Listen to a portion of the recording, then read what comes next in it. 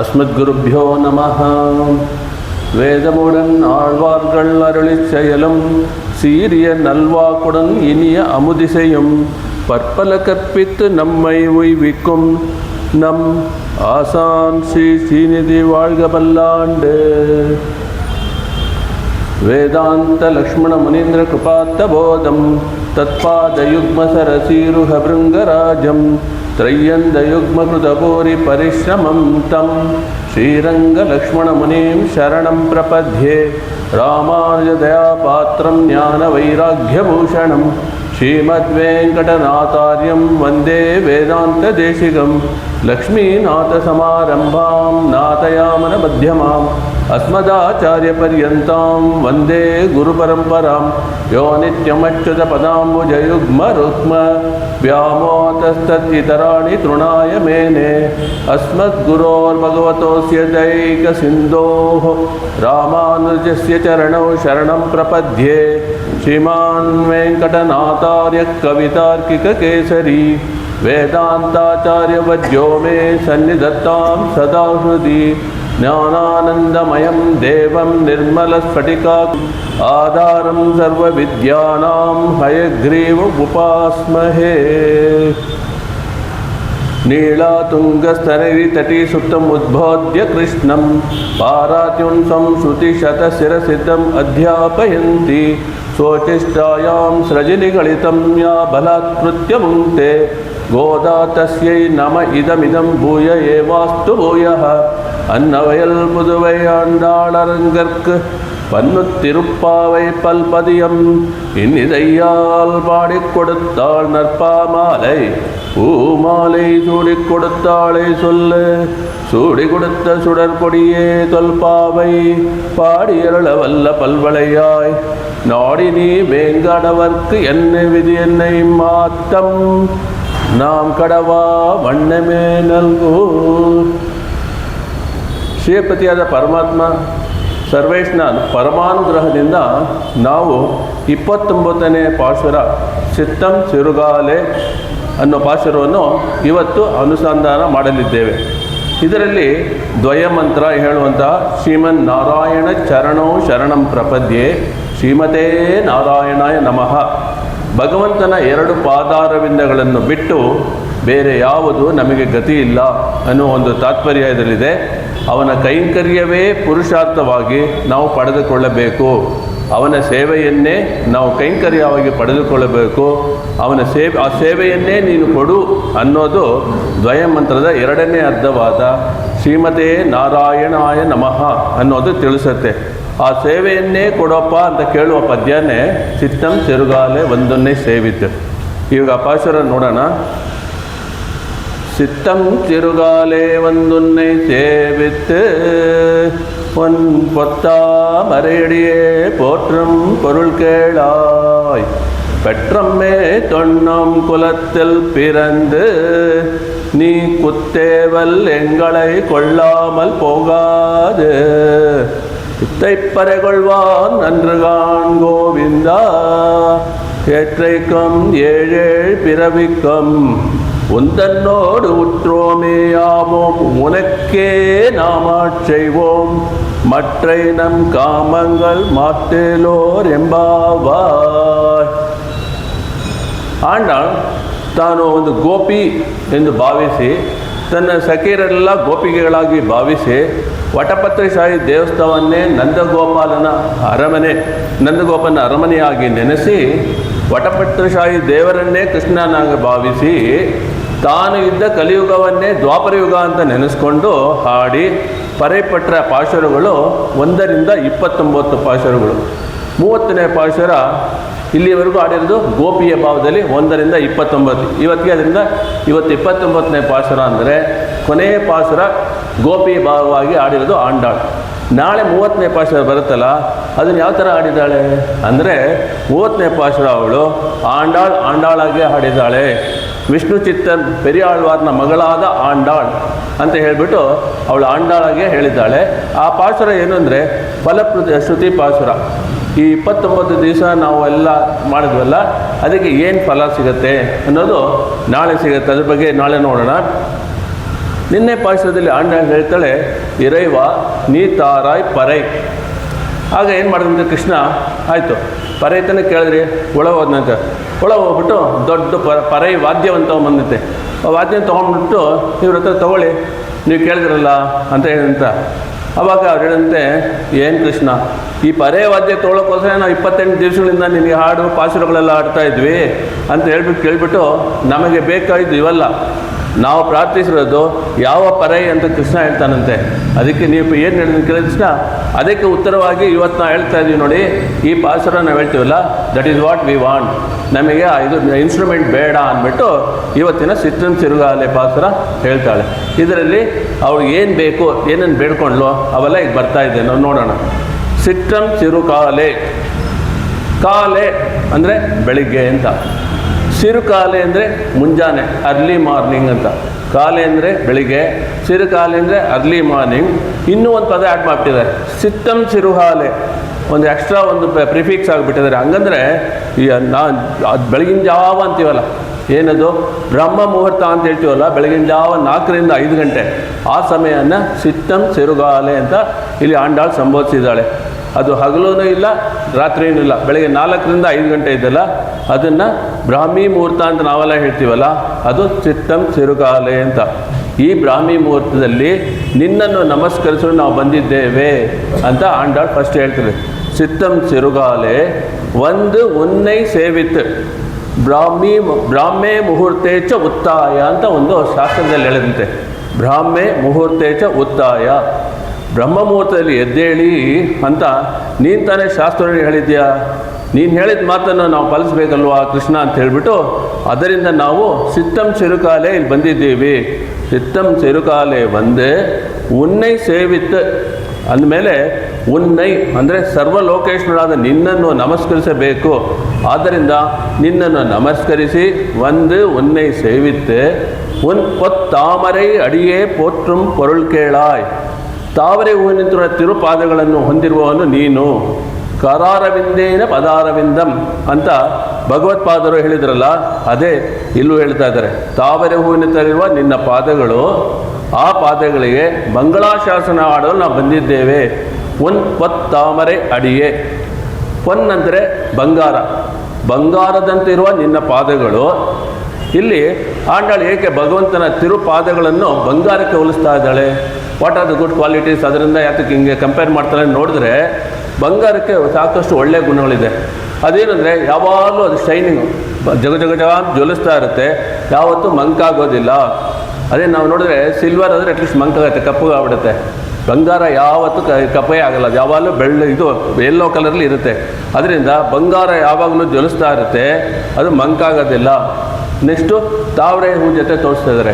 ತಾವರೆ ಹೂಗಳು ನೋಡಿದ್ರೆ ಅದು ಯಾವಾಗಲೂ ಸುಗಂಧದೊಡನೆ ಮೃದುವಾಗಿರುತ್ತೆ, soft and having some fragrance, ಅದು ತಾವರೆ ಹೂವಿದು. ಅದು ಈಗ ಅದ್ರದ್ದು ಒಂದು ಬ್ಯಾಡ್ ಕ್ವಾಲಿಟಿ ಅಂದರೆ ಬೇಗನೆ ಒಣಗೋಗುತ್ತೆ.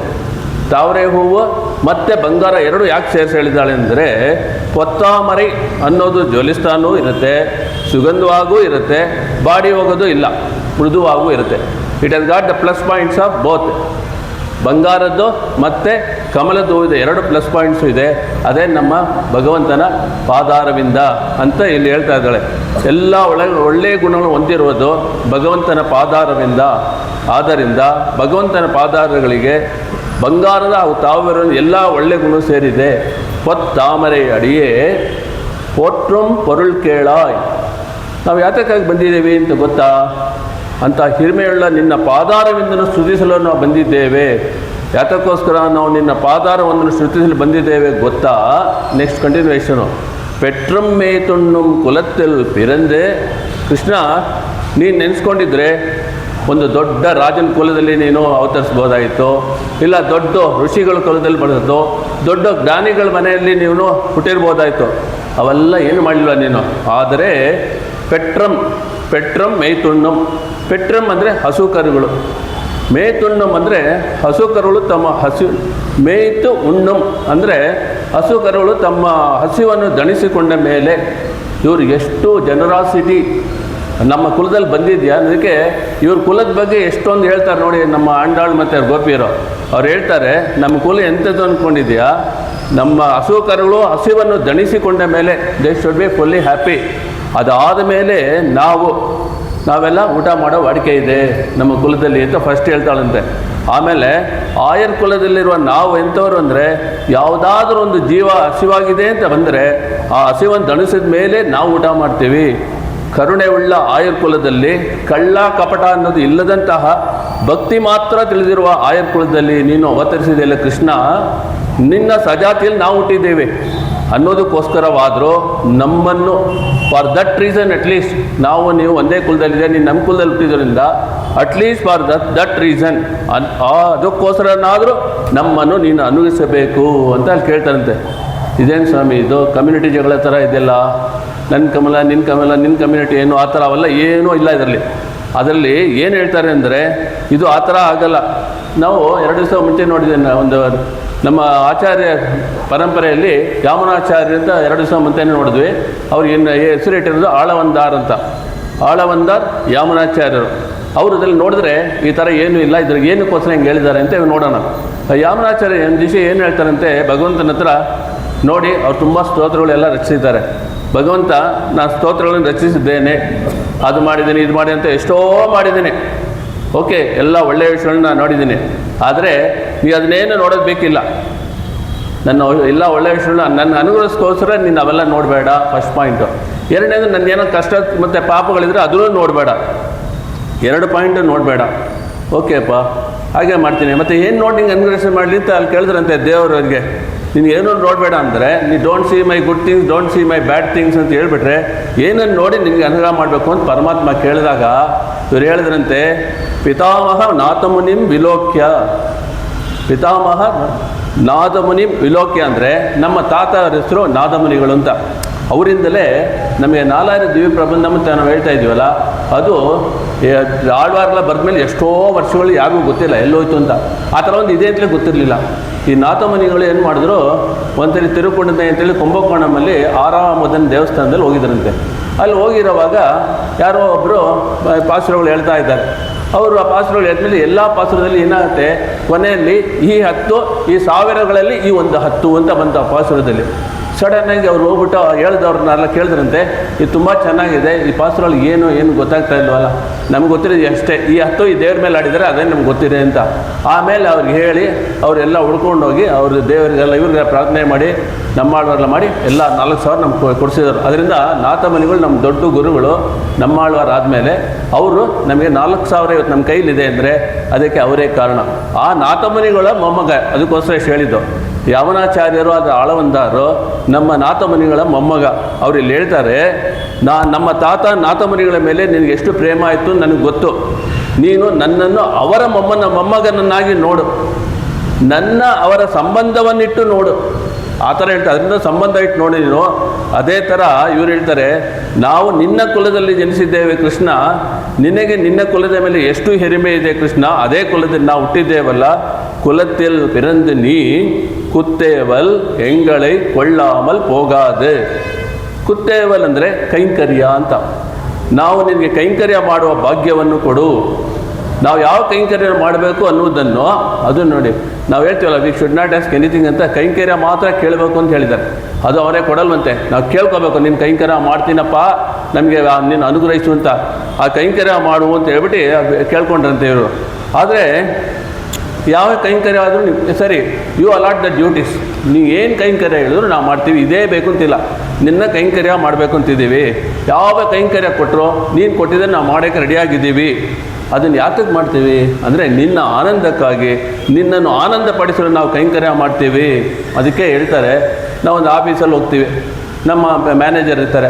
ಮ್ಯಾನೇಜರ್ ಏನು ಮಾಡ್ತಾರೆ, ಇಲ್ಲ ಮ್ಯಾನೇಜರ್ಲ್ಲ ಒಬ್ಬರೇ ಪ್ರೊಪ್ರೈಟರ್ ಇದ್ರು ಅಂತ ತಿಳ್ಕೊಳ್ಳಿ. ಅವರು they give the but to be done. ಅವ್ರು ಹೇಳ್ತಾರೆ ನೀ ಕೆಲಸ ಮಾಡು. ಅದೇ ಥರ ನಾವು ನಿಮ್ಮ ಸೇವಕರು ಕೃಷ್ಣ, ನೀನು ನಮ್ಮ ಯಜಮಾನ, ಅದರಿಂದ ನೀನು ಹೇಳು, ನೀ ಹೇಳಿದ ಕೆಲಸನ ನಾವು ಖಂಡಿತ ಮಾಡ್ತೀವಿ ಅಂತ ಕೈಂಕರ್ಯ ನಮಗೆ ಮಾಡಬೇಕು ಅಂತ ಹೇಳಿದ್ರಂತೆ. ಒழிவில் ಕಾಲಮೆல்லாம் ಉಡನಾಯ್ ಮನ್ನಿ ಒழிವಿಲಾ ಅಡಿಮೈ செய்ய வேண்டும் நாம் ಅಂತ ಹೇಳಿಬಿಟ್ಟು ಎಲ್ಲ ಕಾಲದಲ್ಲೂ ಎಲ್ಲ ದೇಶಗಳಲ್ಲೂ ಎಲ್ಲ ನೆಲೆಗಳಲ್ಲೂ ಭಗವಂತನ ಜೊತೆಗೆ ಇದ್ದು ಯಾವ ಕೊರತೆಯೂ ಇಲ್ಲದೆ ಭಗವಂತನ ಕೈಂಕರ್ಯ ಮಾಡಬೇಕು ಅಂಥೇಳಿ ನಮ್ಮ ಆಳ್ವಾರು ಇದು ಹೇಳಿರೋದು. ನಮ್ಮ ಆಳ್ವಾರ್ ತಿರುವೆಂಗಡಮುಡಿಯಾನ್ ಅಂದರೆ ತಿರುಪತಿ ತಿಮ್ಮಪ್ಪನ ಹತ್ರ ಪ್ರಾರ್ಥಿಸ್ಕೊಂಡಂತೆ ಈ ಥರ ಎಲ್ಲ ಕಾಲ, ಎಲ್ಲ ದೇಶ, ಎಲ್ಲ ನೆಲೆಗಳಲ್ಲೂ ನಿನ್ನ ಜೊತೆಗೆ ಇದ್ದು ಯಾವ ಕೊರತೆಯೂ ಇಲ್ಲದೆ ನಿನ್ನ ಕೈಂಕರ್ಯ ಮಾಡಬೇಕು ಅಂತ ಅವರಲ್ಲಿ ದೇವರನ್ನ ಪ್ರಾರ್ಥನೆ ಮಾಡ್ಕೊಂಡಂತೆ. ಇಟ್ರೆ ಪರೆಗೊಳ್ವಾನ್ ಅನ್ರುಗಾನ್ ಗೋವಿಂದ ಎಟ್ರೈக்கும் ಏಳೇಳ್ ಬಿರವಿಕ್ಕುಂ. ಇಟ್ರೆ ಪರೆಗೊಳ್ವಾನ್ ಕೃಷ್ಣ ನಾವು ಬೇಡ್ಕೊಂಡು ಬಂದಂಥ ಪರೆ ಇದೆಯಲ್ಲ ಅದು ಇದೆಲ್ಲ ಇನ್ಸ್ಟ್ರೂಮೆಂಟ್ ಅಲ್ಲ, ಡಮರು ಅಂಥವೆಲ್ಲ ಇಲ್ಲ, ವಾದ್ಯ ಅಲ್ಲ.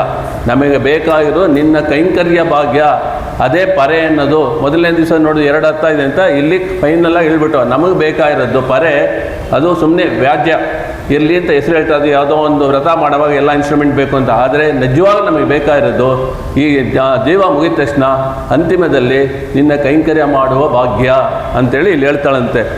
ಆಮೇಲೆ ಇಟ್ರೆ ಈ ಪರೆಗೊಳ್ವಾನ್ ಅನ್ರುಗಾನ್ ಗೋವಿಂದ, ಆದಿಕಾಲದಿಂದ ಬಾಳುತ್ತಿರುವ ಗೋವಿಂದನೇ ಎಟ್ರೈಕ್ಕುಂ ಏಳೇಳ್ ಬಿರವಿಕ್ಕುಂ. ಎಟ್ರೈಕ್ಕುಂ ಅಂದರೆ ಎಲ್ಲ ಕಾಲದಲ್ಲೂ ನಾವು ನಿನಗೆ ಕೈಂಕರ್ಯ ಮಾಡಬೇಕೆಂಬ ಆಸೆ ಪಡುತ್ತೇವೆ.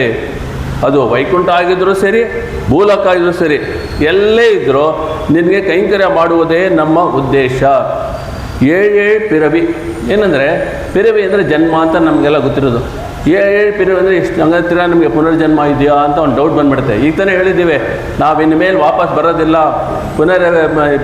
ಪುನರಾವರ್ತತೆ ಅಂತೇಳಿ ನೋ ಜನ್ಮ, ಪುನರ್ಜನ್ಮ ನಮಗೆ ಬರಬಾರ್ದು ಅಂತ ಹೇಳ್ಬಿಟ್ಟು ನಾವು ಬರ್ತಾ ಇದ್ದೀವಿ ಅಂದ್ಬಿಟ್ಟು ಈಗ 7 ಜನ್ಮ ಅಂತ ಏನೋ ಅಂಡಾಳು ಹೇಳಿದಾಳಂದರೆ ಡೋಂಟ್ ಗೆಟ್ ಕನ್ಫ್ಯೂಸ್ಡ್. ಈ 7 ಪಿರವಿಕ್ಕುಂ ಅದನ್ನು ಹೆಂಗೆ ತೊಗೊಳ್ಬೇಕು ಅಂತ ಹೇಳಿದ್ರೆ, ಒಂದು ಜನ್ಮಗಳು ಅಂತ ತೊಗೊಳ್ಬಾರ್ದು. ಭಗವಂತ ಅವತರಿಸೋ ಒಂದೊಂದು ಅವತಾರದಲ್ಲೂ ನಾವೇ 2-3 ಸರಿ ನೋಡಿದೆ, ಯಾವಾಗಲೂ ಅವ್ರ ಜೊತೆ ಮಹಾಲಕ್ಷ್ಮಿ ಇದ್ದೇ ಇರ್ತಾಳೆ. ಭಗವಂತನ ಒಂದೊಂದು ಅವತಾರದಲ್ಲೂ ಮಹಾಲಕ್ಷ್ಮಿ ಯಾವಾಗಲೂ ಅವತಾರ ಮಾಡ್ತಾಳೆ. ಅದೇ ಥರ ಕೃಷ್ಣ ನೀನು ಮಾಡುವ ಒಂದೊಂದು ಅವತಾರದಲ್ಲೂ ನಾವು ನಿನ್ನ ಜೊತೆಗೆ ಬಂದು ಕೈಂಕರ್ಯ ಮಾಡುವುದು ನಮ್ಮ ಉದ್ದೇಶ. ಅದರಿಂದ 7 ಪಿರವಿಕ್ಕುಂ ಅಂದರೆ ಯಾವಾಗ ಅವನಿಗೆ ಅವತಾರ ಮಾಡ್ತೀಯೋ, ಯಾವಾಗ ಅವನಿಗೆ ಅವತಾರ ಮಾಡವಲ್ಲ ಮಹಾಲಕ್ಷ್ಮಿ ಇರ್ತಾಳೆ ಜೊತೆಗೆ.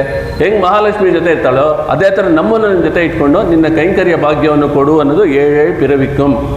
ಉಂತನ್ನೋಡು ಉತ್ತೋಮೇಯಾವಂ ಉನಕ್ಕೇ ನಾವು ಮಾಕ್ಷೈವಂ. ನಿನ್ನ ಜೊತೆಯಲ್ಲೇ ಬಂದು ನಿನ್ನ ದಾಸರಾಗಿದ್ದು ಉನಕ್ಕೆ ನಾವು ಮಾಡ್ಸೇವಂ, ನಿನಗೆ ಕೈಂಕರ್ಯ ಮಾಡುವುದೇ ಉನಕ್ಕೆ ಅಂತಂದರೆ ನಿನ್ನ ಆನಂದಕ್ಕೋಸ್ಕರನೇ ನಾವು ಕೈಂಕರ್ಯ ಮಾಡ್ತೇವೆ. ಮಟ್ರೆಯ ನಮ್ಮ ಕಾಮಂಗಳ್ ಮಾಟ್ರೆ ಏಲೋರ್ ಎಂಪಾವಾಯ್. ಇದನ್ನು ಬಿಟ್ಟು ಈ ಕೈಂಕರ್ಯ ಮಾಡೋದು ಬಿಟ್ಟು ನಮ್ಮ ತಲೆ ಬೇರೆನಾ ಬಂದ್ಬಿಡ್ತು, ಯಾವುದೋ ಆಸೆ ಬಂದ್ಬಿಡ್ತೋ ಇಲ್ಲ ಯಾವುದಾದ್ರು ನಮಗೆ ಬೇಡದೇ ಇರೋದು ಬಂದ್ಬಿಡ್ತೋ ಅಂತ ಬಂತು ಅಂದರೂ ಕೂಡ ಅದನ್ನು ನೀನು ಬದಲಾಯಿಸು. ಅದನ್ನು ದೇವರಿಗೆ ಹೇಳಾಯಿತು, ಕೈಂಕರ್ಯ ಮಾಡೋದು ನಾನು you should only tell me ಅಂತ ಹೇಳಿದ್ದೀವಲ್ಲ, ಅವರೇ ನಮ್ಗೆ ಹೇಳೋದು ನೀವು ಮಾಡಬೇಕು ಮಾಡಬಾರ್ದು ಎಲ್ಲ ಉಪೇಯ ಎಲ್ಲ ಅವ್ರು ಹೇಳಿದ್ದು. ನೀನೇ ಗುರಿ, ನೀನೇ ತೋರಿಸ್ಬೇಕು ಮಾರ್ಗ. ಅದರಿಂದ ಅಲ್ಲಿ ಹೇಳ್ತಾಳೆ ನೀನು ಯಾವಾಗ ಬೇಕಾದ್ರೂ ಕೊಡು, ಏನಾರು ಮಧ್ಯೆ ನಮಗೆ ಡಿಸ್ಟ್ರ್ಯಾಕ್ಟ್ ಮಾಡಿದ್ರೆ ಆದರೂ ನೀನೇ ತೆಗಿಬೇಕು, ಪ್ಲೀಸ್ ಡೂ ದ್ಯಾಟ್ ಅಂತ ಹೇಳಿಬಿಟ್ಟು. ಇದು ಯಾವ ಥರ ಇರಬೇಕು ಅಂತ ಹೇಳಿದಾಗ ಪ್ರಹ್ಲಾದ ಪರಮಾತ್ಮ ತಗೋದಾಗ ಯಾವ ವರ ಬೇಕು ಅಂತ ಕೇಳಿದಂತೆ. ಪರಮಾತ್ಮ ಬಂದ ತಕ್ಷಣ ಅವರು ಎದುರುಗಡೆ ಪ್ರಹ್ಲಾದ ಹೇಳ್ದಂತೆ, ಈ ಲೋಕದಲ್ಲಿರುವ ವಸ್ತುಗಳ ಮೇಲೆಲ್ಲ ಎಂಥ ಒಂದು ಆಸೆ ಎಲ್ಲ ಜನಗೂ ಬರುತ್ತೆ, ಅಂಥ ಎಲ್ಲ ಆಸೆಯನ್ನು ತೆಗೆದುಬಿಟ್ಟು ನಿನ್ನ ಮೇಲೆ ಆಸೆ ಬರುತ್ತೆ ಡೈವರ್ಟ್ ಮಾಡಿಬಿಡು ಅಂತ. ನೋಡಿ ಪ್ರಹ್ಲಾದೊಂದು ವರ ಹೆಂಗಿದೆ ಅಂತ. ಏನೇನು ಆಸೆಗಳು ನಮಗೆಲ್ಲ ಬರುತ್ತೆ ಲೋಕದಲ್ಲಿರೋ ಎಲ್ಲ ಮನುಷ್ಯರಿಗೂ, ಅಷ್ಟು ಆಸೆಯನ್ನು ನಿನ್ನ ಮೇಲೆ ಬರೋ ಥರ ಮಾಡೋ ಪರಮಾತ್ಮ ಅಂತೂ ಅಂಥ ವರವನ್ನು ನಾನು ಕೇಳ್ತನ ಅಂಥೇಳಿ ಇಲ್ಲಿ ಹೇಳ್ತಾರೆ. ಅದನ್ನೇ ಆಂಡಾಳು ನಮಗೆ ಇಲ್ಲಿ ತಿಳಿಸ್ತಾಳೆ. ಇಟ್ರೈಕ್ಕುಂ 7 ಪಿರವಿಕ್ಕುಂ ನಮ್ಮ ಕಾಮಂಗಳ್ ಮಾಟ್ರೆ, ನಮಗೇನು ಡೈರೆಕ್ಷನ್ ಇದ್ರೋ ಅದನ್ನು ನೀನು ಬದಲಾಯಿಸು ಅಂತ. ಇಲ್ಲಿ ಸ್ವಲ್ಪ ತಮಿಳಲ್ಲಿ 1-2 ವರ್ಡ್ ಇದೆ.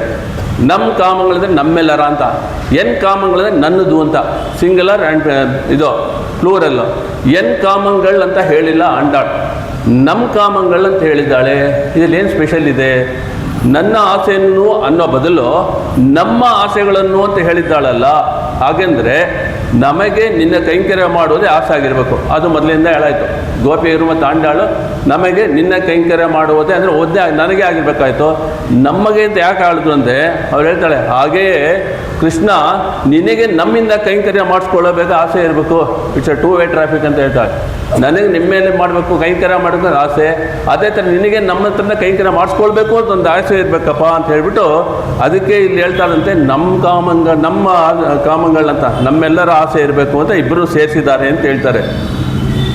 ಯಾಕಂದರೆ ಇಬ್ಬರಲ್ಲೂ ಒಬ್ರಿಗೊಬ್ಬರ ಮೇಲೆ ಆಸೆ ಇರಬೇಕು. ಯಾಕಂದರೆ ನರಸಿಂಹ ಅವತಾರದಲ್ಲಿ ಪ್ರಹ್ಲಾದ ಹತ್ರ ಭಗವಂತ ಕೇಳ್ತಾನಂತೆ, ನಿನಗೆ ಯಾವ ವರ ಬೇಕು ಅಂತ. ಮೊದಲು ಹೇಳಿದ್ದು ಎಲ್ಲ ಇದನ್ನು ಡೈವರ್ಟ್ ಮಾಡ್ಬಿಡು ಅಂತ. ನೆಕ್ಸ್ಟು ಇನ್ನೊಂದು ವರ ಕೇಳ್ತಾನೆ, ನಾವು ಹೆಂಗೆ ಯಾವ ಥರ ವರ ಬೇಕು ಅಂತ ಕೇಳಿದ್ರಂತೆ ಅವರು. ಅದಕ್ಕೆ ಪ್ರಹ್ಲಾದ ಹೇಳ್ತಾನಂತೆ, ಭಗವಂತ ಒಂದು ವರವನ್ನು ಕೊಟ್ಬಿಟ್ಟು ನಾನು ಕೆಡಿಸ್ಬಿಡ್ಬೇಡ ನಾನು ಒಂದು ತಪಸ್ಸು ಮಾಡಿ ಭಗವಂತ ಕಟಾಕ್ಷಿಸಿದಾಗ ಒಂದು ವರವನ್ನು ಕೇಳಿದ್ರೆ ಅದು ಹೆಂಗಾಯ್ತು ಗೊತ್ತಾ, ಅದು ಒಂದು ವ್ಯವಹಾರ ಆಗಿಬಿಡುತ್ತೆ, ಯಾವುದೋ ಬಿಸ್ನೆಸ್ ಟ್ರಾನ್ಸಾಕ್ಷನ್ ಆಗಿಬಿಡುತ್ತೆ. ಆವಾಗ ಏನಾಗುತ್ತೆ ಗೊತ್ತಾ ಪರಮಾತ್ಮನಂತೆ ಪ್ರಹ್ಲಾದ ಹೇಳ್ತಾನಂತೆ, ಇದು ಬಿಸ್ನೆಸ್ ಟ್ರಾನ್ಸಾಕ್ಷನ್ ಆಗಿಬಿಡುತ್ತೆ. ನಾನು ಭಕ್ತಿ ಮಾಡ್ತೀನಿ, ನನಗೆ ಅದನ್ನು ಕೊಡು ಇದನ್ನು ಕೊಡು ಅಂತ ಕೇಳುವುದು ಒಂದು ವ್ಯವಹಾರ ಆಗೋದ್ರಿಂದ ಅದು ಒಳ್ಳೆಯದಲ್ಲ. ನಾನು ಭಕ್ತಿ ಮಾಡ್ತೀನಿ, ಭಕ್ತಿ ಒಂದು ಟ್ರಾನ್ಸಾಕ್ಷನ್ ಆಗಿಲ್ಲದೆ, ಆದ್ದರಿಂದ ನಾನು ನಿಮ್ಮ ಹತ್ರ ಏನು ಇದು ಬೇಕು ಅದು ಬೇಕು ಅಂತ ಕೇಳೋಂಗಿಲ್ಲ. ನೀನೇನು ಬೇಕೋ ಅದು ನಮಗೆ ಕೊಡು ಅನ್ನೋದನ್ನು ಇಲ್ಲಿ ಹೇಳ್ತಾರೆ. ಆದ್ದರಿಂದ ಆಂಡಾಳ ಗೋಪಿಯರು ಕೃಷ್ಣನಿಗೆ ಹೇಳ್ತಾರೆ, ಕೃಷ್ಣ ನಿನಗೆ ಕೈಂಕರ್ಯ ಮಾಡುವುದೇ ನಮಗೆ ಆಸೆ, ಅದು ಯಾವ ಥರ ಕೈಂಕರ್ಯ ಬೇಕಾದ್ರೂ ಯು ಡಿಸೈಡ್ ಅಂತೇಳಿ ಇಲ್ಲಿ ಹೇಳ್ತಾರೆ. ಇವಾಗ ಈ ಪಾಸುರದಲ್ಲಿ ನಾವು ಮೇಲರ್ಥ ನೋಡ್ವಿ, ಇದರಲ್ಲಿ ನಮಗೆ ಯಾವುದು ಅನುಷ್ಠಾನಕ್ಕೆ ಬರುತ್ತೆ ಅನ್ನೋದು ಅದನ್ನು ಇವಾಗ ನೋಡೋಣ. 28 ದಿವಸ ವ್ರತವನ್ನು ಮಾಡಿರುವಂಥ ಗೋಪಿಕೆಯರು ವ್ರತಕ್ಕೆ ಫಲವಾಗಿ ಅವ್ರಿಗೆ ಮೇಲ್ನೋಟಕ್ಕೆ ಎಷ್ಟೋ ಉಪಕರಣಗಳೆಲ್ಲ ಕೇಳ್ಕೊಂಡು ಬಂದರು. ನಮಗೆ ಚಾಮ್ರವನ್ನು ಕೊಡು, ನಮಗೆ ದರ್ಪಣವನ್ನು ಕೊಡು, ನಮಗೆ ಮಳೆಯನ್ನು ಕೊಡು. ಯಾವುದೇ ವ್ರತ ಅದು ಕೆಲಸ ಮಾಡಿದ್ರು ಮೊದಲು ಪರಿಸರಕ್ಕೆ ಉಪಯೋಗ ಆಗಬೇಕು ಅಂತ ಅದು ನಮ್ಮಲ್ಲಿ ಬರಬೇಕು. ಯಾವುದೇ ಒಂದು ಕೆಲಸ ಮಾಡಿದ್ರೆ ಅದು ಎಷ್ಟು ದೂರ ನಮ್ಮ ಪರಿಸರಕ್ಕೆ ನಮ್ಮಿಂದ ಉಪಯೋಗ ಆಯಿತು, 4 ಜನಕ್ಕೆ ನಮ್ಗೆ ಹೆಲ್ಪ್ ಮಾಡಿದ್ರ ನಮ್ಮ ಕಡೆಯಿಂದ ನಾವು ಮಾಡೋ ಕೆಲಸಗಳು ಅಂತ ತಿಳ್ಕೊಬೇಕು. ಆ್ಯಕ್ಚುಲಿ ರಿವರ್ಸ್ ಅಲ್ಲ, ಇಟ್ ರಿವರ್ಸ್ ಥಿಂಗ್ ಇವಾಗ ನಡೀತಾ ಇರೋದು ನಮ್ಮಲ್ಲಿ. ಏನಪ್ಪ ಅಂದರೆ ಮೊದಲು ನನಗೆ, ಆಮೇಲೆ ಇದ್ದರೆ ಪರಿಸರಕ್ಕೆ ಇಟ್ಕೊಳ್ಳಿ ಅಂತ ಹೇಳ್ತೀವಿ ನಾವು. ಆದರೆ ಮೊದಲು ಪರಿಸರಕ್ಕೆ ಕೊಟ್ಬಿಟ್ಟು ಮಿಕ್ಕಿದ್ದಿರೋದು ನಾವು ಇಟ್ಕೊಳ್ಳೋದು ಒಳ್ಳೆ ಕೆಲಸ ಅಂತ ಹೇಳ್ತಾರೆ. ಈ ಥರ ನಾವೆಲ್ಲ ಮಾಡಿದ್ರೆ ಪ್ರತಿಯೊಂದು ಕೆಲಸವೂ ಸಫಲವಾಗುತ್ತದೆ. ಭೂಮಂಡಲದಲ್ಲಿ ಅಜ್ಞಾನ ಅಂತ ಹೇಳೋ ಕತ್ತಲೆ ಯಾವಾಗಲೂ ನಮ್ಮ ಒಳಗಡೆ ಇರುತ್ತೆ. ಎಷ್ಟು ಕಲ್ತ್ಕೊಂಡ್ರು ಯಾವುದೋ ಒಂದರಲ್ಲಿ ನಮ್ಗೆ ಕಮ್ಮಿ ಇರುತ್ತೆ ಜ್ಞಾನ. Nobody can be perfect. Even ಅವರೇ ಏರಿಯಾ ಇದ್ರೂ ಕೂಡ ಅದ್ರಲ್ಲಿ 100% ಪರ್ಫೆಕ್ಟ್ ಆಗಲ್ಲ. ಅದರಿಂದ ಎಷ್ಟೋ ಫೀಲ್ಡ್ಸ್ ಇದೆ. ಅದರಿಂದ nobody can say I know everything. ಅದು ಫಸ್ಟ್ ಥಿಂಗ್. ಎರಡನೇದು, there is no end to learning. We should keep learning until our last breath ಅಂತ ಹೇಳ್ತಾರೆ. ಆ ಒಂದು ಅಜ್ಞಾನದಲ್ಲಿ ಇರುವಂಥ ಪ್ರಸಂಗದಲ್ಲಿ ಪರಿಪೂರ್ಣವಾದ ಜ್ವಾಜ್ವಲ್ಯಮಾನವಾದ ಒಂದು ವಾತಾವರಣ ಎಲ್ಲಿರುತ್ತೆ ಅಂತ ಹೇಳಿದರೆ ಅಲ್ಲಿದೆ ನಮ್ಮ ಮನೆ ಅಂತ ದಾಸರು ಹೇಳ್ತಾರಲ್ಲ. ಆ ವೈಕುಂಠದಲ್ಲಿ ಜ್ವಾಜ್ವಲ್ಯಮಾನಂಥ ಲೋಕ, ಭೂಮಂಡಲ ಕತ್ತಲೆ, ವೈಕುಂಠ ಪರಿಪೂರ್ಣ ಬೆಳಕು. ಈ ಎರಡರ ಮಧ್ಯದಲ್ಲಿ ನಾವು ಗುರುಗಳ ಹತ್ರ ಹೋಗಿ ಸತ್ಸಂಗದಲ್ಲಿ ಬಂದು ನಮ್ಮ ಸಂಪ್ರದಾಯದ ಪ್ರಕಾರವಾಗಿ ಭಗವಂತನ ನಾಮವನ್ನು ಕಿವಿಯನ್ನು ಕೇಳಿ ಸ್ವಲ್ಪ ಮಟ್ಟಿಗೆ ಸಾತ್ವಿಕ ಮನೋಭಾವನೆ ಏರ್ಪಡಿಸಿಕೊಂಡು ನಾವು ಬಂದರೆ ಆವಾಗ ಒಳಗಡೆ ನಿಧಾನವಾಗಿ, ಅಷ್ಟು ನಿಧಾನಕ್ಕೆ ಸಡನ್ ಆಗ್ಬಿಡಲ್ಲ, ಅದಕ್ಕೋಸ್ಕರ ನಿಧಾನವಾಗಿ ಆ ಕತ್ತಲೆ ಹೋಗ್ತಾ ಹೋಗ್ತಾ ಹೋಗ್ತಾ ಹಗಲಾಗಕ್ಕೆ ಆಗುತ್ತೆ ನಮ್ಮ ಒಳಗಡೆ. ಆದರೆ ಪರಿಪೂರ್ಣ ಹಗಲು ಎಂದಿಗೂ ಆಗೋದಿಲ್ಲ. ಪರಿಪೂರ್ಣ ಹಗಲು ಯಾವಾಗ ಆಗುತ್ತೆ ಅಂತ ಹೇಳಿದ್ರೆ ಆ ಕತ್ತಲೆಯನ್ನು ಉಂಟು ಮಾಡ್ತಾ ಈ ಶರೀರ ಇದೆಲ್ಲ ಯಾವಾಗ ತೆಗೆಯಲ್ಪಡುತ್ತೋ, ನಾವು ಈ ಬಾಡಿ ಬಿಟ್ಟು ಹೋದ್ಮೇಲೆ ಸೈಟ್ ಅಲ್ಲಿ ಹೋಗ್ತೀವಲ್ಲ, ಸ್ಟ್ರೈಟಾಗಿ ನಮಗೆ ಅಲ್ಲಿ ಫುಲ್ ಲೈಟ್ ಅಲ್ಲಿ ವೈಕುಂಠದಲ್ಲಿ ಯಾವಾಗಲೂ 24 hours ಜ್ವಾಜ್ವಲ್ಯಮಾನವಾದ ಲೈಟ್ ಇರುತ್ತೆ. ಈ ಬಾಡಿ ಬಿಟ್ಟಿದ ತಕ್ಷಣ ಯಾವಾಗ ಆತ್ಮ ಅಲ್ಲೋಗಿ ದೇವರಿಗೆ ಕೈಂಕರ್ಯ ಮಾಡ್ತೀವೋ ಆವತ್ತೇ ನಮಗೆ 100% ಫುಲ್ ಬ್ರೈಟ್ ಲೈಟ್ ಬರುತ್ತೆ ಅಂತ ಇಲ್ಲಿ ಹೇಳ್ತಾ ಇದ್ದಾರೆ. ಯಾವಾಗಲೂ ಸ್ವಲ್ಪ ಇದ್ದೇ ಇರುತ್ತೆ ಕತ್ಲು, ಡೋಂಟ್ ವರಿ ಅಬೌಟ್ ಇಟ್ ಅಂತ. ಅಂಥ ಪ್ರಸಂಗದಲ್ಲಿ ಏನಾಗುತ್ತೆ ಅಂತ ಹೇಳಿದ್ರೆ, ಈ ಶರೀರ ಹೆಂಗಿದೆ ಅಂದರೆ ಒಂದು ರಂಧ್ರ ಇಟ್ಟಿರುವಂಥ ಮುಚ್ಚಿಬಿಟ್ರೆ ಏನಾಗುತ್ತೆ, ಕತ್ಲೆಯನ್ನು ಏರ್ಪಡಿಸುತ್ತೆ. ಅಂಥ ಪ್ರಸಂಗದಲ್ಲಿ ನಿಧಾನವಾಗಿ ಬೆಳಗ್ಗೆ 4 ರಿಂದ 6 ಗಂಟೆ ಇರುತ್ತಲ್ಲ, ಆ ಉಷಕಾಲವನ್ನು ನಾವು ಏರ್ಪಡಿಸಿಕೊಳ್ತೇವೆ. ಆವಾಗ ಸ್ವಲ್ಪ ಉಷಕಾಲ ಥರ ನಮ್ಮ ಒಳಗಡೆ ಸ್ವಲ್ಪ ಬ್ರೈಟ್ನೆಸ್ ಬರ್ತಾ ಇರುತ್ತೆ. ಆ ಉಷಕಾಲ ಏರ್ಪಡಿಸಿಕೊಂಡ ಅದು ಸಿತ್ತಂ ಚಿರುಕಾಲೆ ಅಂತ. ಸಿತ್ತಂ ಚಿರುಕಾಲೆ ಬೆಳಗಿನ ಜಾವ ಕರೆಕ್ಟು. ಆದರೆ ನಮ್ಮ ಒಳಗೆ ಹೆಂಗೆ ನಿಧಾನಕ್ಕೆ ಬ್ರೈಟ್ನೆಸ್ ಆಗ್ತಾ ಇರೋದು ಅದು ಸಿತ್ತಂ ಚಿರುಕಾಲೆ. ಒಳಗೆ ಪರಿಪೂರ್ಣ ಅಜ್ಞಾನವೂ ಇಲ್ಲದೆ, ಪರಿಪೂರ್ಣ ಜ್ವಾಜ್ವಲ್ಯಮಾನವೂ ಇಲ್ಲದೆ, ಇಲ್ಲೇ ಆನಂದದ ಕಡೆ ನಾವು ಹೋಗುವಂಥ ಒಂದು ದಿಶೆ ಇರುತ್ತಲ್ಲ, ದಟ್ ಸ್ಟೇಟ್ ಇಸ್ ಕಾಲ್ಡ್ ಸಿತ್ತಂ ಚಿರುಕಾಲೆ ಅಂತ ಹೇಳ್ತಾರೆ. ಇಲ್ಲಿ ಕೈಂಕರ್ಯ ಮಾಡಬೇಕು, ಇಲ್ಲಿ ಭಗವಂತನ ಸೃಷ್ಟಿ ಮಾಡುವಂಥ 4 ಜನಕ್ಕೆ ನಾವು ಕೈಂಕರ್ಯ ಮಾಡಬೇಕು ಅಂತ ಭಾವನೆ ಬರುತ್ತಲ್ವಾ, ಅದು ಸಿತ್ತಂ ಚಿರುಕಾಲೆ. ಭಗವಂತ ಕೊಟ್ಟಿರುವಂಥ ನಿಷ್ಠೆಯನ್ನು ಪ್ರಯೋಗ ಮಾಡಿಕೊಂಡು ಭಗವಂತ ಕೊಟ್ಟಿರುವಂಥ ಇನ್ನೂ ಸ್ವಲ್ಪ ಉಳಿದಿರುವಂಥ ಆಯುಸ್ ಪೂರ್ತಿ ನಾವು ಕೈಂಕರ್ಯ ಸೇವೆ ಅಂತ ಜವಾಬ್ದಾರಿಯನ್ನು ತೆಗೆದುಕೊಂಡು ಈ ಒಂದು ಪರಿಸರಕ್ಕೆ ಸೇವೆ ಮಾಡ್ತಾ ಇರೋದೇ ಸಿತ್ತಂ ಚಿರುಕಾಲೆ ಅಂತ ನಾವು ತಿಳ್ಕೋಬೇಕು. ಒಳಗೆ ಇಷ್ಟು ದಿವಸ ನಾನು ಮೋಸ ಹೋಗಿ ಬಿಟ್ಟೇನಲ್ಲ ಅಂತ ಒಂದು ಫೀಲಿಂಗ್ ಬರಬೇಕು. ನಮಗೆಂತಾದ್ರು ಮೋಸ ಹೋದನೆಲ್ಲೋ ನಾನು, ಮೋಸ ಹೋದನೆಲ್ಲೋ ನಾನು ಅಂತ ಹೆಂಗೆ ದಾಸರು ಹೇಳಿದಾರೋ ಆ ಥರ ದಿನ ಒಂದೊಂದು ಕ್ಷಣದಲ್ಲೂ ನಾವು ಭಗವಂತನ ಹತ್ರ ಪಾಲಿಸ್ಕೋಬೇಕು. ಈ ಒಂದು ಶರೀರ ಅಂತ ಯಂತ್ರವನ್ನು ಅವನ ಕೈಂಕರಿಗೆ ನಾವು ಸಮರ್ಪಿಸಿ, ಎಣ್ಣೆயும் ಎನ್ ಉಡಮೆயும் ಒಂದು ಚಕ್ಕರ ಪರಿ ಒತ್ತಿಕೊಂಡು ಅಂತ ಹೇಳ್ತಾರಲ್ಲ, ಆ ಥರ ಸಮರ್ಪಿಸಿ, ಹಂಗಂದ್ರೆ ಏನು ಅಂತಾರೆ ಲಾಂಛನ ಎಲ್ಲ ಹಾಕ್ಕೊಂಡು ದೇವರ ಹತ್ರ ನೋಡೋದು, ಆ ಥರ ನಾವು ಸಮರ್ಪಿಸಿ ಆ ಭಗವಂತನ ಸೇವೆಯಲ್ಲಿ ನಮ್ಮ ಪ್ರಯೋಜನ ಮಾತ್ರ ಅಲ್ಲ, ಪರಿಸರದ ಪ್ರಯೋಜನ ಮತ್ತು ಸುತ್ತಲಿರುವಂಥ 4 ಪ್ರಯೋಜನಕ್ಕೆ ನಾವು ಕೆಲಸ ಮಾಡಿದರೆ ಅದು ಸಿಸ್ಟಮ್ ಕಾಲಿಗೆ ಅದರ ಡೆಫಿನಿಷನ್ಸ್. ಸಿಸ್ಟಮ್ಸ್ನ ಡೈರೆಕ್ಟ್ಲಿ ಬೆಳಗ್ಗೆ 4 ರಿಂದ 5, ಆದರೆ ಇವೆಲ್ಲ ಎಕ್ಸ್ಟ್ರಾ ಥಿಂಗ್ಸು. ಒಂದು ಅಂದರೆ ತುಂಬ ಸಿಂಪಲು, ಬಂದು ಅಂತ ಅಷ್ಟೇ. ಒಂದಿಗೆ ಕಾರಣ ಬಂದು ತುಂಬ ಮುಖ್ಯವಾಗಿ ಹೇ ಪರಮಾತ್ಮ, ನಮ್ಮ ಮನಸ್ಸಲ್ಲಿ ನಾವು ಶುದ್ಧಿಯನ್ನು ಏರ್ಪಡಿಸಿಕೊಂಡು ಬಂದಿದ್ದೇವೆ ಅಂತ ಹೇಳ್ತಾರೆ. ತಡೆ ಇಲ್ಲದೆ ಹೇಗೆ ನದಿಗಳೆಲ್ಲ ಸಮುದ್ರ ಕಡೆಗೆ ಬರುತ್ತೋ ಅದೇ ಥರ ನಾವು ಬಂದು ನಿಂತಿದ್ದೀವಿ ವಿತ್ ಗ್ರೇಟ್ ಡಿಟರ್ಮಿನೇಷನ್. ನಿನ್ನ ಮುಂದೆ ಬಂದು ನಿಂತಿದ್ದೀವಿ ಹೇ ಕೃಷ್ಣ ಅಂತ ಹೇಳ್ತಾರೆ. ನಿನ್ನನ್ನೇ ಲಕ್ಷ್ಯವಾಗಿ ಇಟ್ಟುಕೊಂಡು, ಹೆಂಗೆ ಅದಕ್ಕೆ ಎಕ್ಸಾಂಪಲು, ಅರ್ಜುನ ಹೆಂಗೆ ಬಾಣವನ್ನು ಬಿಡೋ ಪ್ರಸಂಗದಲ್ಲಿ ಆ ಗಿಳಿಯ ಕಣ್ಣಿಗೆ ಅವನು ಬಿಟ್ಟನೋ, ಅದೇ ಥರ ಹೇ ಭಗವಂತ ನಿನ್ನ ಪಾದಾರವಿಂದವನ್ನೇ ಗುರಿಯಾಗಿಟ್ಟುಕೊಂಡು, ಪಾದಾರವಿಂದವನ್ನೇ ಅವಾಗಲೇ ಫೋಕಸ್ ಬರೋದು, ನಿನ್ನ ಪಾದಾರವಿಂದವನ್ನೇ ಗುರಿಯಾಗಿಟ್ಟುಕೊಂಡು ನಾವು ಬಂದಿದ್ದೇವೆ. ನಮ್ಮ ಆತ್ಮ ಅನ್ನುವಂಥ ಬಾಣವನ್ನು ನಿನ್ನ ಪಾದ ಅನ್ನುವ ಗುರಿಗೆ ನಾವು ಬಿಡೋಸ್ಕೋಸ್ಕರ ಇಲ್ಲಿ ಬಂದಿದ್ದೇವೆ ಬಂದು ಅಂತ ಹೇಳಿಬಿಟ್ಟು ಬಂದೆ. ತಿರುಮಗಳಂ ತಿರುವಡುಂ திரு அருளும் தெள்ளறிவும் அருமையிலாமையும் உறவும் அளப்பரிய அடியரசும் கருமம் அழிப்பு அழிப்பு அமைப்பும் கலக்கம் இல்லா வகை நின்ன ಅರುಳ್ ವರದ ನೆಲೆ ಇಲಕ್ಕಿಲ್ ಅಂಬೆನ ನಾನು ಅಮಿழ்ந்தೇನೆ. ಗೋಪಿಯರು ನೀನು ವೇಣುಗಾನ ಮಾಡಿದಾಗ ಹೆಂಗೆ ನಿನ್ನಲ್ಲೇ ಅವ್ರ ಮನಸ್ಸನ್ನು ಸೋತು ಓಡಿ ಬಂದರೋ ಆ ಥರ ನಾವು ಓಡಿ ಬಂದಿದ್ದೇವೆ ಅಂತೇಳಿ ಆಂಡಾಳು ಗೋಪಿಯರು ಹೇಳ್ತಾರಂತೆ. ಮೊದಲೇ ದಿವಸ ನಾವು ನೋಡಿದಾಗ ಹೇಳಿದ್ವಿ, ತಿರುಪಾವೆ ಒಂದು ಮ್ಯಾನ್ಯುವಲ್, ಅದು ಒಂದು ಕೈಪಿಡಿ. ಎಂಥ ಮ್ಯಾನ್ಯುವಲು? ಅನುಷ್ಠಾನಕ್ಕೆ ತರುವಕ್ಕೆ ಆಗೋ ಥರ ಮ್ಯಾನ್ಯುವಲ್, ಇಂಪ್ಲಿಮೆಂಟಬಲ್ ಮ್ಯಾನ್ಯುವಲ್. ಈ 30 ದಿವಸ ನಾವು ಏನು ಅನುಸಂಧಾನ ಮಾಡಿದ್ದೀವೋ ಅದನ್ನು ಮುಂದೆ ಬರುವ 11 ತಿಂಗಳಲ್ಲಿ ಅನುಷ್ಠಾನದಲ್ಲಿ ತರಬೇಕು. ಅದನ್ನು ಇಂಪ್ಲಿಮೆಂಟ್ ಮಾಡುವಾಗ ಎಷ್ಟೋ ಬಾಧೆಗಳು ನಮ್ಗೆ ಬರುತ್ತೆ, ಅದನ್ನೆಲ್ಲ ಭಗವಂತನಿಗೆ ಶರಣಾಗತಿ ಮಾಡಿ ಈ ಬಾಧೆಯನ್ನೆಲ್ಲ ತೆಗೆದುಹಾಕು ಎಂದು ಪ್ರಾರ್ಥಿಸಿಕೊಳ್ಳಬೇಕು. ಇದೇ ಶ್ಲೋಕದಲ್ಲಿ ಈಗ ಬರುತ್ತೆ, ಮಟ್ರೈ ನಮ್ಮ ಕಾಮಂಗಳು ಮಾಟ್ರ್. ಅಲ್ಲಿ ನಾವು ಸಿಂಪಲ್ ಮೀನಿಂಗ್ ನೋಡಿದ್ವಿ. ನಮ್ಗೆ ಯಾವ್ಯಾವ್ದು ಅಡಚಣೆಗಳು ಬರುತ್ತೋ ಅದೆಲ್ಲ ನೀನೇ ನಿವಾರಿಸಬೇಕು ಅಂತ ಹೇಳ್ತಾರೆ. ತಿರ್ಗಾ ನಾವು ಅದು ನೋಡೋಣ. ಆ ಥರ ಜ್ಞಾನಾಭಿವೃದ್ಧಿಯನ್ನು ನೀನು ಕೊಡು ಅಂಥೇಳಿ ಅವನ್ನ ಕೇಳ್ಕೋಬೇಕು.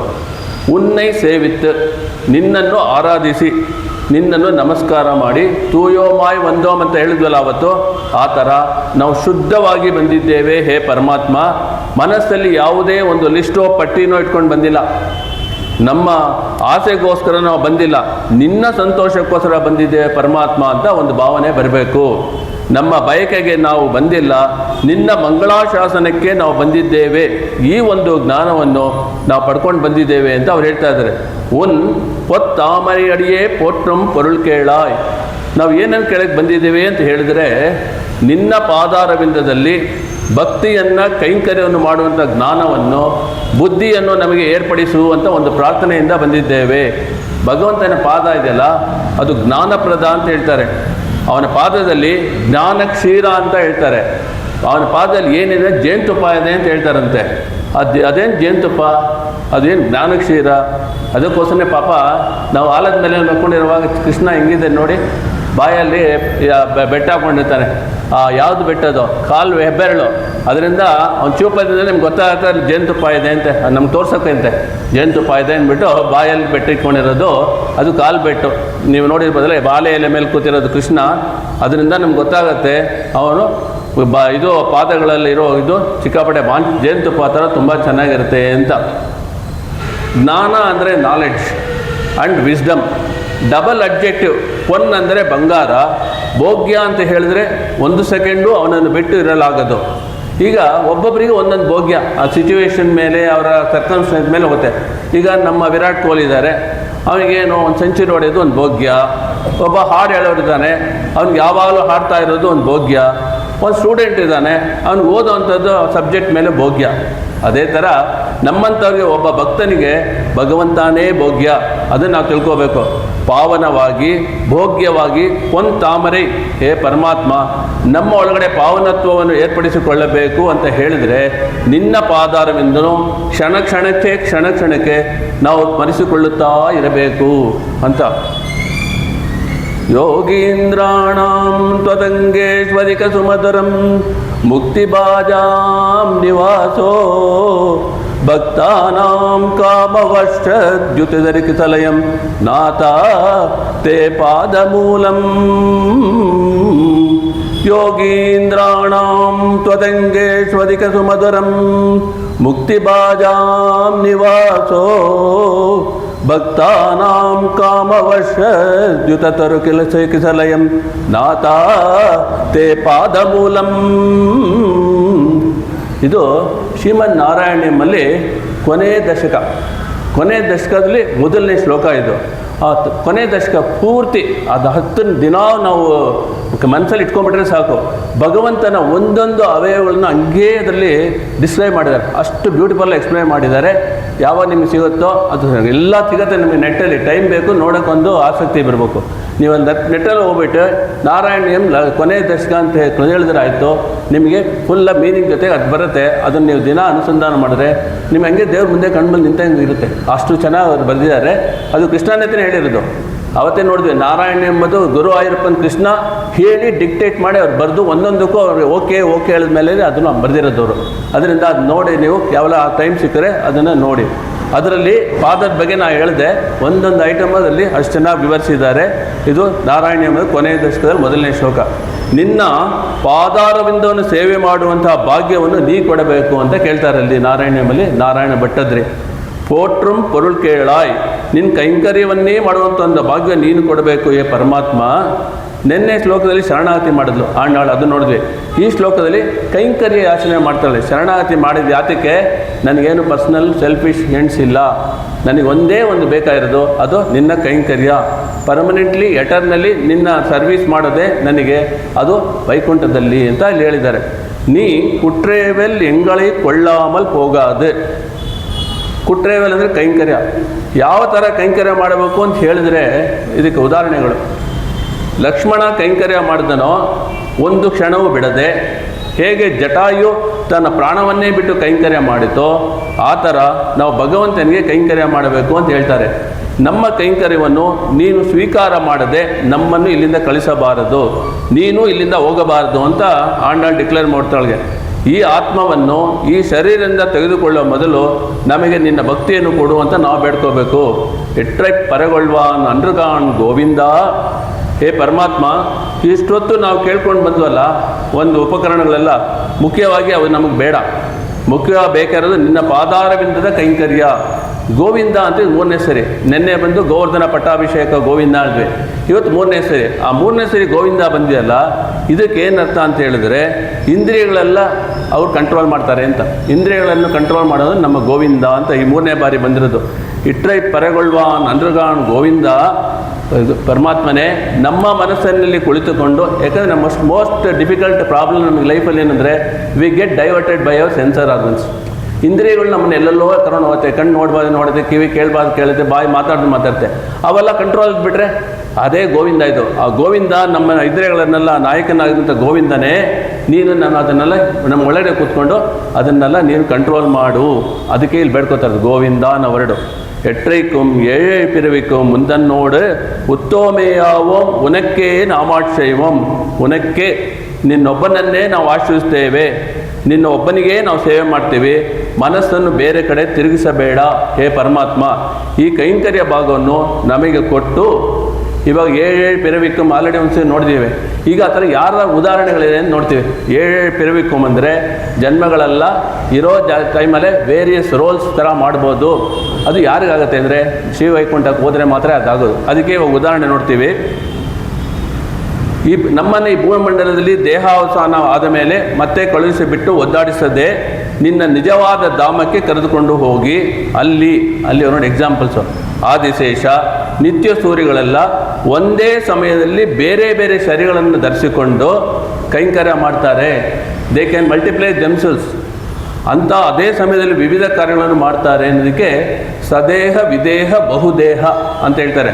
ಆ ಥರ ನಾವು 7 ಜನ್ಮಗಳಲ್ಲಿ ನಿನ್ನ ಕೈಂಕರ್ಯವನ್ನೇ ಮಾಡಬೇಕು ಎಂದು ಆಂಡಾಳ್ ಸೂಚಿಸುತ್ತಾಳೆ. ಹೇಗೆ ಆದಿಶೇಷ ಒಂದನ್ನೇ, ಅದಕ್ಕೆ ಒಂದು ಆಳ್ವಾರೆ ಒಂದು ಪಾಶುರ ಹೇಳಿದ್ದಾರೆ.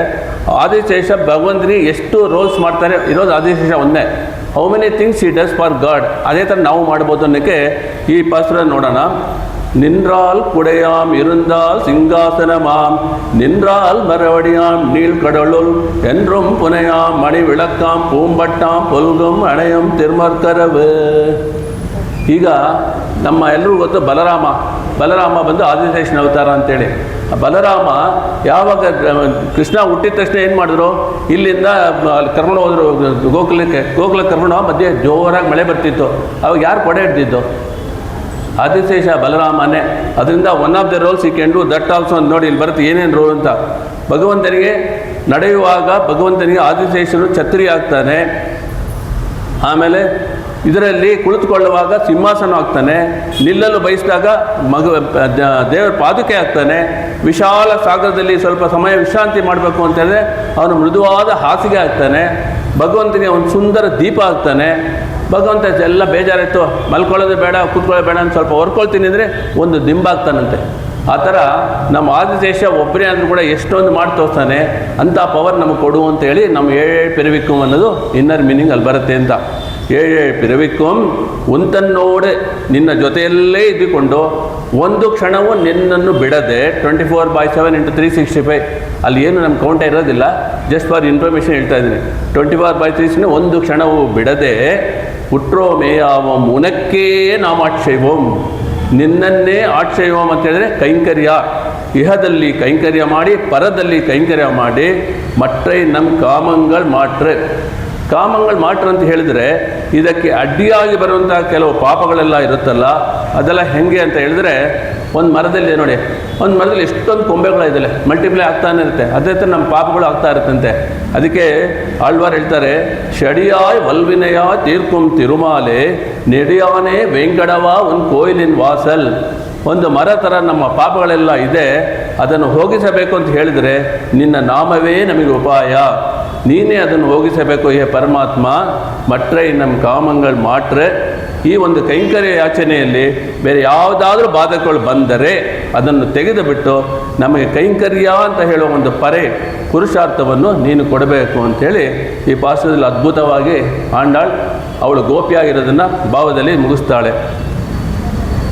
ನವವಿಧ ಭಕ್ತಿಯಲ್ಲಿ ಆತ್ಮನಿವೇದನ ಅನ್ನೋದು ಕೊನೆಯದು. ಆತ್ಮನಿವೇದನಂ ಪರಮಾತ್ಮನ ಪ್ರಸನ್ನತೆಗೆ ಇರಬೇಕಾದ ಮುಖ್ಯವಾದ ಪ್ರಕರಣ ಅಂದರೆ ಆತ್ಮನಿವೇದನೆ.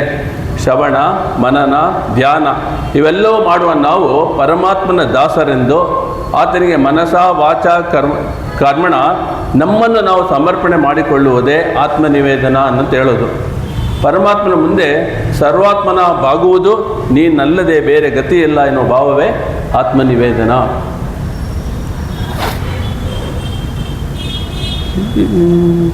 ನೀನೇ ಗತಿ ನೀನೇ ಮತಿ ನೀನೇ ಸ್ವಾಮಿ, ನೀನೇ ಗತಿ ನೀನೇ ಮತಿ ನೀನೇ ಸ್ವಾಮಿ. ನೀನಲ್ಲದನ್ಯತ್ರ ದೈವಗಳ ನಾನರಿಯೇ, ನೀನಲ್ಲದನ್ಯತ್ರ ದೈವಗಳ ನಾನರಿಯೇ. ನೀನೇ ಗತಿ ನೀನೇ ಮತಿ ನೀನೇ ಸ್ವಾಮಿ. ನಿನ್ನ ಪಾದಾರವಿಂದದ ಸೇವೆಯನ್ನು ಮಾಡಿ, ನಿನ್ನ ಪಾದಾರವಿಂದದ ಸೇವೆಯನ್ನು ಮಾಡಿ ನಿನ್ನ ಧ್ಯಾನದೊಳಿರುವ ಹಾಗೆ ಮಾಡು. ನಿನ್ನ ದಾಸರ ಸಂಗದಿಂದ ದೂಡಿದರೆ ಎನ್ನ, ನಿನ್ನ ದಾಸರ ಸಂಗದಿಂದ ದೂಡಿದರೆ ಎನ್ನ ಸನ್ಮಾರ್ಗದೊಳಿರಿಸೋ. ನಿನ್ನ ದಾಸರ ಸಂಗದಿಂದ ದೂಡಿದರೆ ಎನ್ನ ಸನ್ಮಾರ್ಗದೊಳಿರಿಸೋ. ಜಗದೀಶ ಅಗನಾಶ ನೀನೇ ಗತಿ ನೀನೇ ಮತಿ ನೀನೇ ಸ್ವಾಮಿ. ಶ್ರೀ ಶಿಶುಪಾಲದಂತವಕ್ತ್ರರ ಶಿರವ ಛೇದಿಸಿದೆ. ಶಿಶುಪಾಲದಂತವಕ್ತ್ರರ ಶಿರವ ಛೇದಿಸಿದೆ.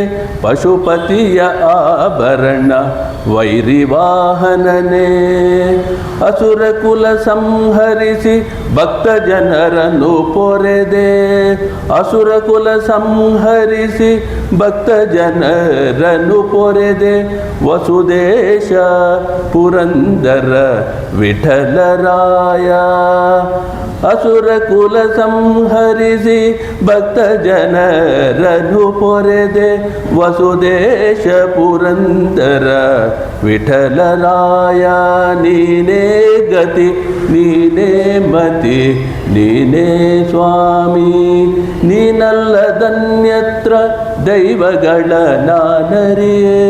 ನೀನಲ್ಲದನ್ಯತ್ರ ದೈವಗಳ ನಾನರಿಯೇ. ನೀನೇ ಗತಿ ನೀನೇ ಮತಿ ನೀನೇ ಸ್ವಾಮಿ. ನೀನೇ ಸ್ವಾಮಿ ನೀನೇ ಸ್ವಾಮಿ.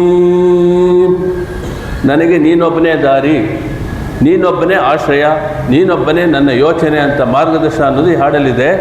ಇವತ್ತಿನ ಪಾಶುರದಲ್ಲಿ ಆಂಡಾಳ್ ಈ ವ್ರತದ 3 ಉದ್ದೇಶಗಳನ್ನ 3 ಸೆಂಟೆನ್ಸಲ್ಲಿ ಹೇಳಿದ್ದಾಳೆ. ಈ ನಾವು ಏನಕ್ಕೋಸ್ಕರ ಮಾಡಿದ್ವಿ ಅನ್ನೋದು ಅದು ಇವಾಗ ಉಂತನ್ನೋಡು ಉಟ್ರೋಮೇಯಾವೋಂ, ನಮ್ಮನ್ನು ನಿನ್ನೊಂದಿಗೆ ಸೇರಿಸು. ಫಸ್ಟು 3 ಐಟಮ್ ಉದ್ದೇಶಗಳು ಹೇಳಿದ್ದಾಳೆ. ನನ್ನ ಉಂತನ್ನೋಡು ಉತ್ತೋಮೇಯಾವೋಂ, ಅದರಲ್ಲಿ ನಮ್ಮನ್ನು ನಿನ್ನೊಂದಿಗೆ ಸೇರಿಸು. May we be join together with you. ಎರಡನೇದು ಉನಕ್ಕೇ ನಾಮಾಕ್ಷೈವಂ, ಹಂಗಂದ್ರೆ ಏನಂದರೆ ನಾವು ನಿಮಗೆ ಮತ್ತು ನಿಮಗೆ ಮಾತ್ರ ನಾವು ಸೇವೆಯನ್ನು ಸಲ್ಲಿಸುತ್ತೇವೆ. May we serve you and you Elon.